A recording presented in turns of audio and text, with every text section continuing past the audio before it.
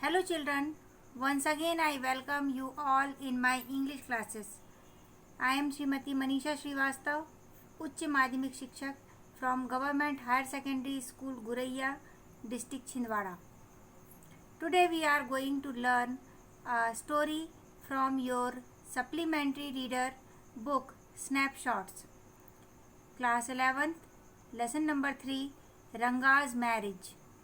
And it is written by Masti Venkatesha Iyengar, and this is the part 3 of this lesson.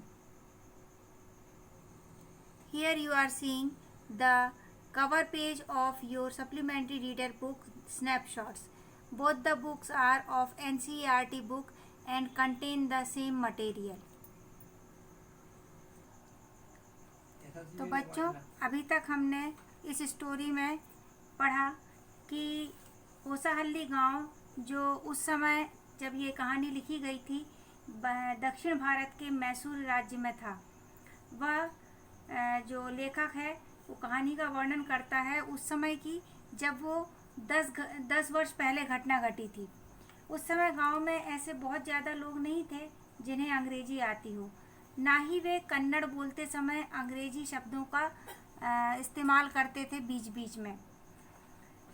इसी बीच गांव का जो accountant है, लेखाकार, वह अपने लड़के रंगा को बेंगलोर आगे की पढ़ाई के लिए भेजता है।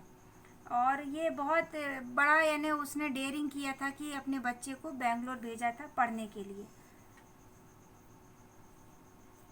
रंगा की घर वापसी एक बहुत बड़ी महत्वपूर्ण घटना थी। लोग उसको देखने के लिए भागे भागे आए अकाउंटेंट के घर में, और भीड़ से आकर्षित होकर कथाकार जो नरेटर है, जो ये कहानी लिख रहा है, वो भी वहाँ पर पहुँच गया।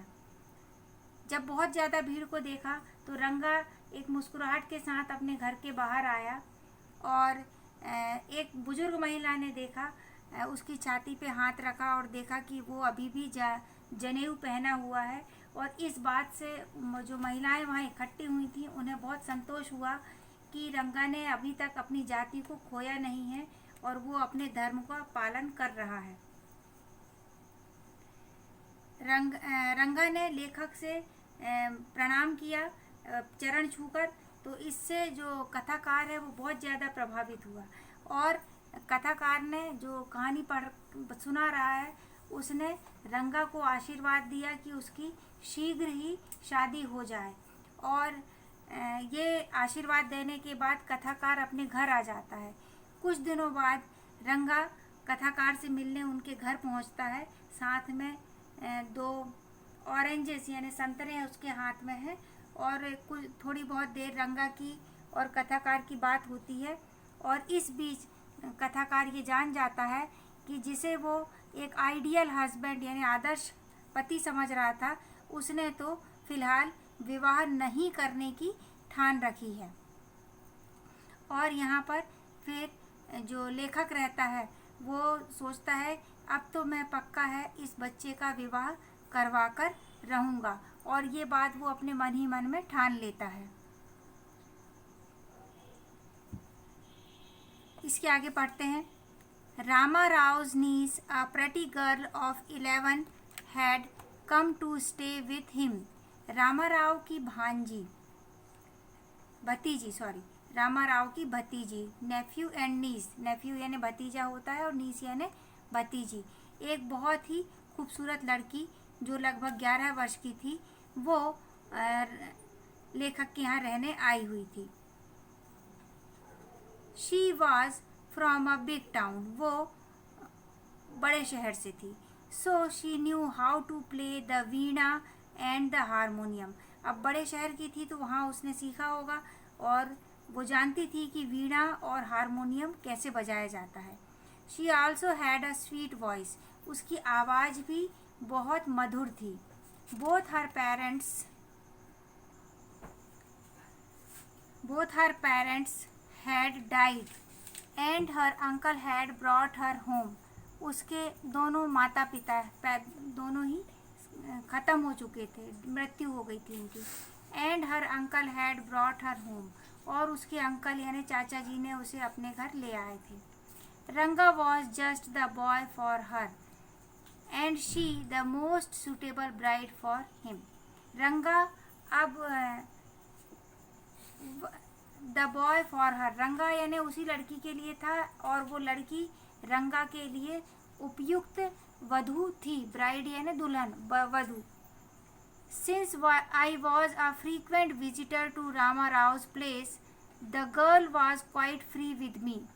क्योंकि मैं यानी लेखक बार बार रामा राव के घर जाया आया करता था, तो फ्रीक्वेंट यानी बार बार एक निश्चित अवधि के बाद जाना आना हुआ करता था, तो वो लड़की मुझसे बहुत ज़्यादा फ्री हो गई थी, यानी बातचीत करने में खुलकर बात करती थी. I completely forgot to mention her name, मैं तो उसका नाम बताना ही भूल गया आपको. रत्ना इट वॉज, उसका नाम क्या था? Ratna. The very next morning I went to their house and told Rama Rao's wife, I'll send some buttermilk for you, ask Ratna to fetch it.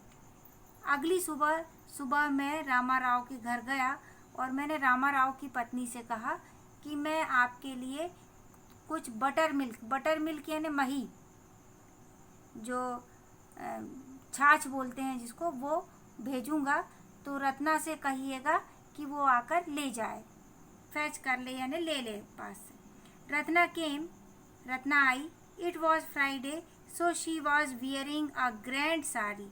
क्योंकि वो शुक्रवार का दिन था तो रत्ना ने एक बहुत सुंदर भव्य साड़ी पहनी हुई थी. I told her to sit in my room and requested her to sing a song. मैंने उससे कहा कि वो थोड़ी देर बैठे मेरे रूम में और एक गाना गाए. आई सेंट फॉर रंगा, और इसी बीच मैंने रंगा को भी बुला भेजा.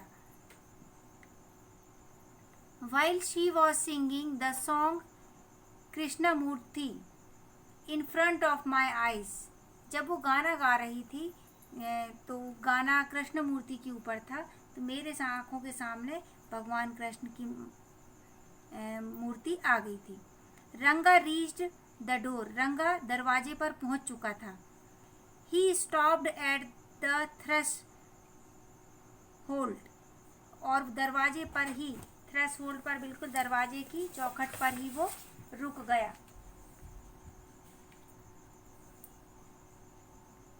ड्योढ़ी पर, थ्रेश होल्ड यानी यहाँ पर ड्योढ़ी पर वो रुक गया. He did not want the singing to stop, वो नहीं चाहता था कि गाना रुक जाए. But was curious to see the singer, पर वो ये भी देखना चाहता था, इच्छुक था कि गाना गा कौन रहा है, सिंगर कौन है. केयरफुली ही पीप्ड इन, बहुत सावधानी पूर्वक उसने पीप्ड इन यानी अंदर झांका. The light coming into the room was blocked, उसके झांकने से जो रोशनी रूम में आ रही थी वो थोड़ी बाधित हुई, ब्लॉक हुई. Ratna looked up and seeing a stranger there abruptly stopped, और जब लाइट अंदर आना बंद हुई तो रत्ना ने अपनी आंखें उठाई, और जब उसने देखा कोई अजनबी उसके सामने खड़ा है, स्ट्रेंजर यानी अजनबी. एब्रप्टली स्टॉप, अचानक से उसने गाना बंद कर दिया. एब्रप्टली यानी होता है सडनली, अचानक से उसने गाना बंद कर दिया. Suppose you by the best quality mango, अब कल्पना करिए कि आपने सर्वश्रेष्ठ क्वालिटी वाले आम खरीदे हैं. यू ईट इट स्लोली, आप उसे धीरे धीरे खा रहे हैं. सेवरिंग इट्स पील, उसका जो है कवर को उतार, पील यानी छिलके को उतारते हुए, छिलका छीलते हुए. Before biting into the juicy flash, यानी बाइटिंग यानी कतरने, उसका जो जूसी फ्लैश यानी जहाँ पे जूस है और जहाँ पे गूदा है उसको कतरने के पहले आप छिलका भी उतार रहे हैं. You do not want to waste any part of it, और ये भी कि आप उस आम का एक भी हिस्सा व्यर्थ नहीं जाने देना चाहते हैं. Before you take another bite the fruit slips out of your hand and falls to the ground. और इससे पहले कि आप दूसरी बार उसका कतर पे दूसरा बाइट लेते, आम आपके हाथों से गिर गया स्लिप होकर और ज़मीन पर पहुंच गया। हाउ डू यू फील, अब आपको कैसा लगेगा? Ranga's face showed the same disappointment when the singing stopped. रंगा के चेहरे में वही डिसअपॉइंटमेंट यानी वही दुख समझ में आया जो आम के हाथ से फिसल जाने पर होता है जब लड़की ने गाना गाना बंद कर दिया था। You sent for me, he asked as he came in and sat on a chair. जैसे ही वह लड़की अंदर चली गई तो रंगा भी अंदर आया। लड़की दूसरे रूम में जा चुकी थी, लड़का अंदर आया, मतलब रंगा अंदर आया। कुर्सी पर बैठते हुए उसने पूछा, आपने मुझे बुलाया था? Ratna stood at the distance. Ratna भी अब थोड़ी दूरी पर खड़ी हुई थी। हर हेड लोअर्ड, उसका सिर झुका हुआ था। रंगा रिपीटेडली ग्लांस्ड एट हर। रंगा बार बार उसकी ओर देख रहा था। ग्लांस करना यानी देखना। No one spoke for a long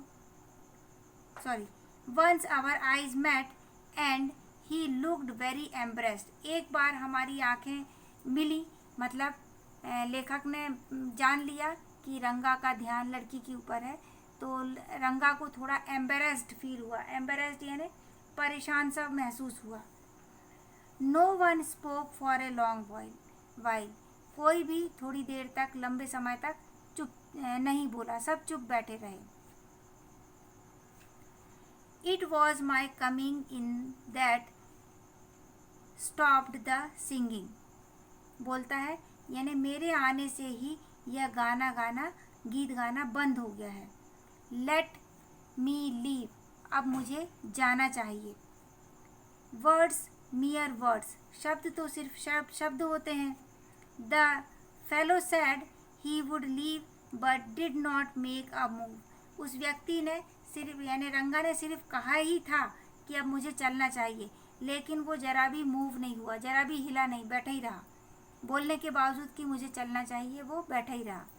how can one expect words to match actions in these days of Kalyug. अब कोई कैसे उम्मीद कर सकता है ऐसी स्थिति में, इस कलयुग में, कि शब्द और एक्शन कैसे मैच कर सकते हैं, यानी दोनों सेम कैसे हो सकते हैं।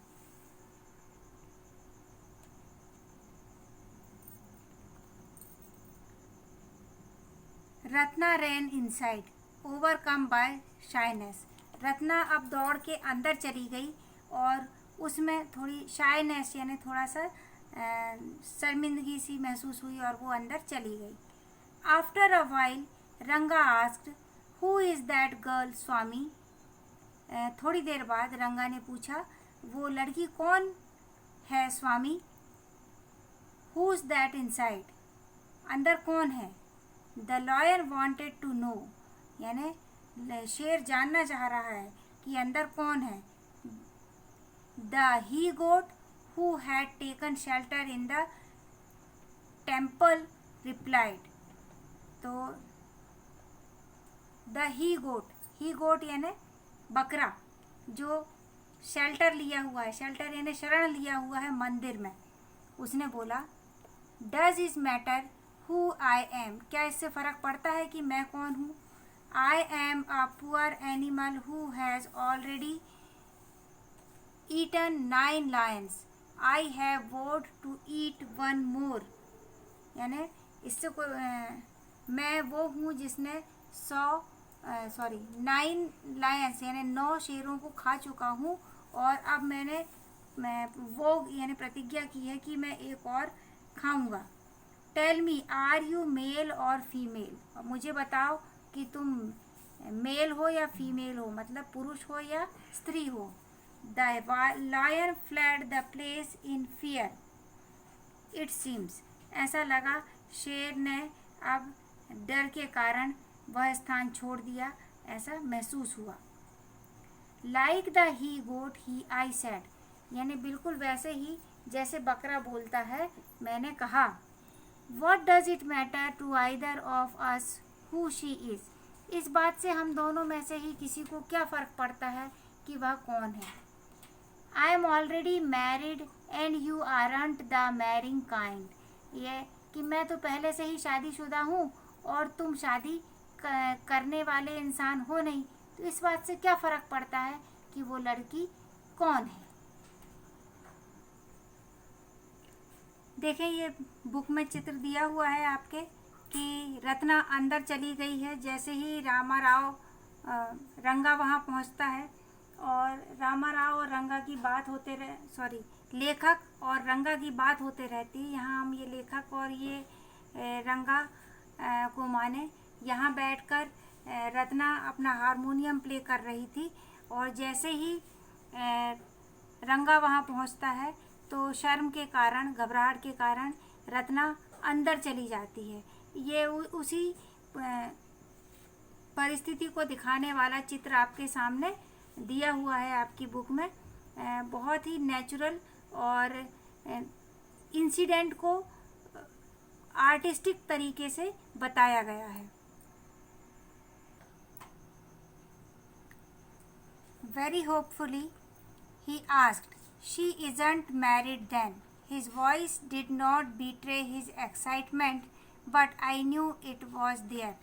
तो बहुत ही उम्मीद के साथ रंगा ने पूछा. यहाँ पर ही जो शब्द है वो रंगा के लिए यूज़ किया गया है.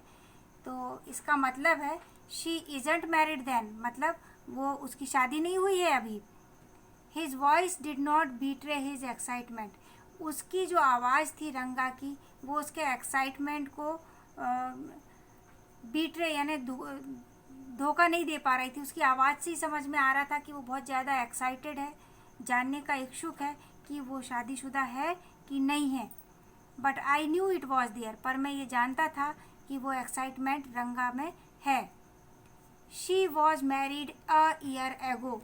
लेखक ने कहा वो तो 1 साल पहले ही उसकी शादी हो गई है. His face shrivelled like a roasted brinjal. उसका चेहरा बिल्कुल वैसा ही मुरझा गया. श्रिवेल्ड यानी सिकुड़ गया, जैसे कि भुंजा हुआ भटा. रोस्टेड ब्रिंजल यानी भटा को जब आग में रख के भूंजते हैं भरता बनाने के लिए, तो उसमें जैसे सिकुड़न आ जाती है, वैसे ही अभी रंगा के चेहरे पर सिकुड़न या मुरझाहट आ गई थी.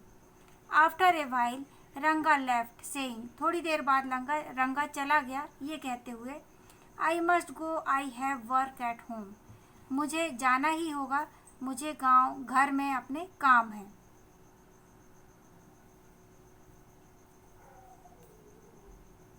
I went to our Shastri the next morning and told him, keep everything ready to read the stars. I'll come later. I tutored him in all that I wanted him to say. मैं हमारे शास्त्री जी के पास गया अगली सुबह और उनसे बोला, keep everything ready to read the stars, यानी नक्षत्रों की गणना करने के लिए हर चीज़ तैयार रखना. आई विल कम लेटर, मैं बाद में आता हूँ. आई ट्यूटर्ड हिम, मैंने उन्हें सब कुछ समझा दिया. ट्यूटर करना यानी समझा देना, पढ़ा लिखा देना. In all that I wanted him to say, वो सारी चीज़ें जो मैं चाहता था कि वह बोले, वो सब मैंने उन्हें समझा दिया. I found no change in Ranga when I met him that afternoon. तो उस दोपहर को जब मैं रंगा से मिला तो मुझे रंगा में कोई परिवर्तन नज़र नहीं आया. What's the matter, you seem to be lost in thought, I said. मैंने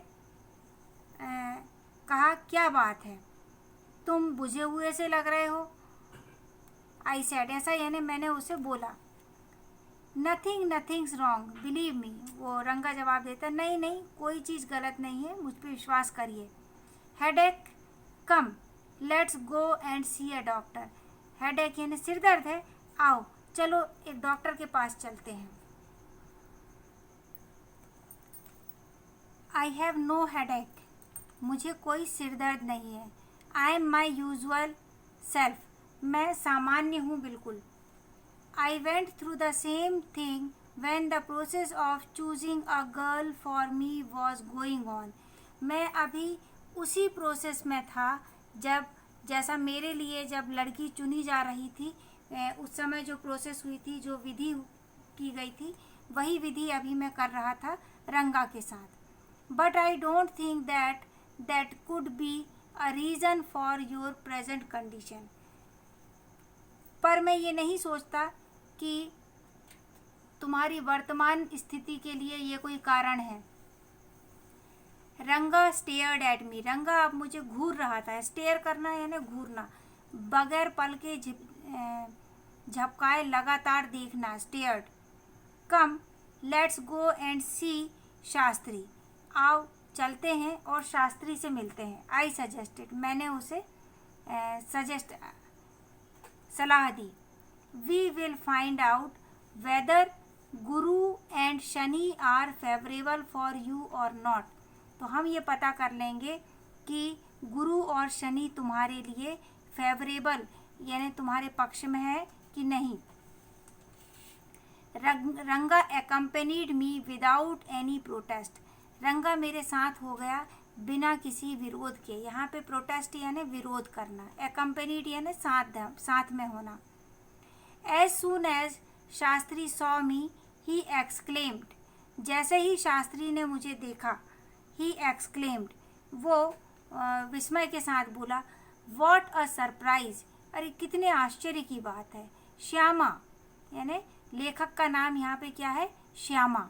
haven't seen you for a long time. तुम बड़े लंबे समय से तुम्हें नहीं देखा था. Shyama is none other than your servant the narrator of this tell.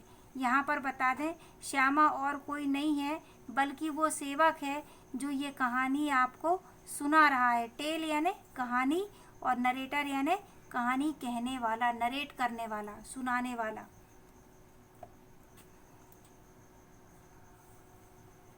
तो यहाँ तक ही आज हम अपनी वीडियो को रखते हैं. इसके बाद की कहानी हम आगे की कक्षा में पढ़ेंगे.